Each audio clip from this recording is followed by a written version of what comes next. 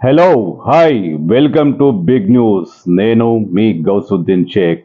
ఉన్నదే రాస్తా, చూసిందే చెప్తా. ఆమె ఓడిపోతుందా, ఓడిపోబోతుందా? అసదుద్దీన్ ఓవైసీని ఎదిరించి ఒక పెద్ద చరిత్ర రాయాలనే తపనతో రంగంలోకి దిగిన మాధవిలత ఓడిపోబోతుందా? నిన్నటిదాకా ఆమె గెలుస్తుందా అని ప్రశ్నించిన వారే ఇప్పుడు ఆమె ఓడిపోబోతుందా అంటూ సందేహాలు వ్యక్తం చేస్తున్నారు. పరిస్థితులు, స్థానిక రాజకీయ వాతావరణం చూస్తే ఎవరికైనా ఇదే డౌట్ వస్తుంది. మాధవీలత ఒక ఉత్సాహ కిరీటం, ఒక చైతన్య కిరీటం. ఎంపీ ఎన్నికల్లో బీజేపీ తరపున రంగంలో దిగిన మాధవీలత హైదరాబాద్ రాజకీయాల్లో ఒక మలుపు తీసుకొచ్చారని చెప్పాలి. ఆమె దూకుడు ప్రచారం అటు మజ్లిస్ పార్టీని కూడా ఒకంత కలవరపరిచింది. అయితే మాధవీలత గెలుస్తుందా, ఓడిపోతుందా అంటే ఎటు చూసినా ఓడిపోబోతుందనే సంకేతాలే కనిపిస్తున్నాయి. మాధవీలత ఎంత ఉధృతంగా ప్రచారం చేసినా, ఎంత దూకుడుగా ప్రచారం చేసినా ఆమె అసదుద్దీన్ ఓవైసీ ముందు ఓడిపోక తప్పదనే విశ్లేషణలు అందుతున్నాయి. అంటే మాధవీలత నిజంగానే ఓడిపోబోతుందా? హైదరాబాద్కు సంబంధించి ఏ సంస్థ నిర్వహించిన సర్వే చూస్తున్న మాధవీలత ఓటమిని చెబుతున్నాయి. సోషల్ మీడియాలో ఆమె దూకుడు మీదున్న సోషల్ మీడియా ఆమెను ఆకాశానికి ఎత్తేస్తున్న గ్రౌండ్ రిపోర్ట్స్ అందుకు అనుకూలంగా లేవని, స్థానిక పరిస్థితులు ఆమెకు నెగిటివ్గా ఉన్నాయని సర్వేలు చెబుతున్నాయి. జాతీయ సంస్థలు, స్థానిక సంస్థలు ఏ సంస్థ నిర్వహించిన సర్వే చూసినా ఇలాంటి పరిస్థితి వస్తుంది.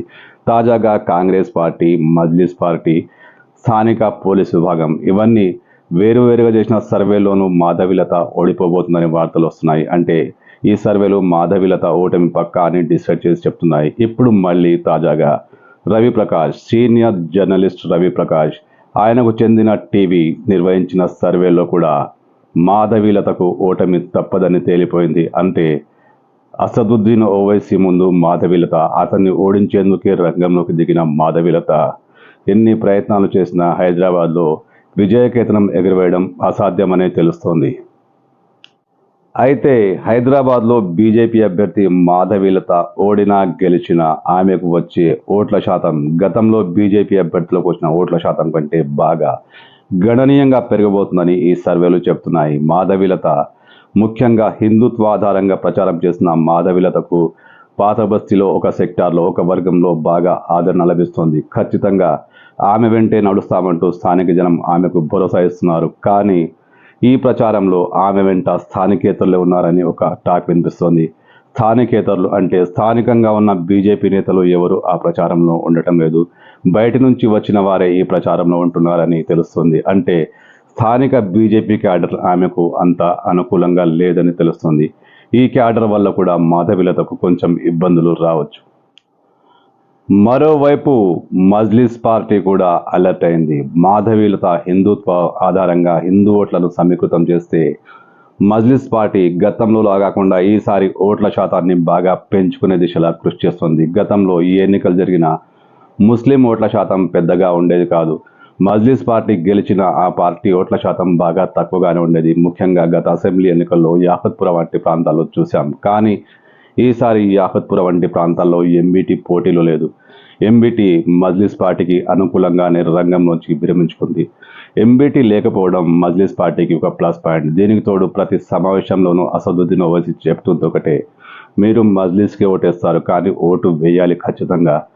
ముందుగా పొద్దున్న లేచి ఓటు కోసమే బయలుదేరండి, ఓటు మిస్ చేసుకోవద్దు. ఈసారి ఓట్ల శాతం ఖచ్చితంగా పెంచుకోవాలంటూ ఆయన ఓట్లను కోరుతున్నారు. అంటే హిందుత్వ ఆధారంగా హిందూ ఓట్లు ఏకీకరణ అవుతున్నాయన్న విషయం ఓవైసీకి అర్థమై ఉంటుంది. ఇదే కారణంగా ఆయన ఓట్ల శాతాన్ని పెంచుకునేందుకు విశేషంగా కృషి చేస్తున్నారు.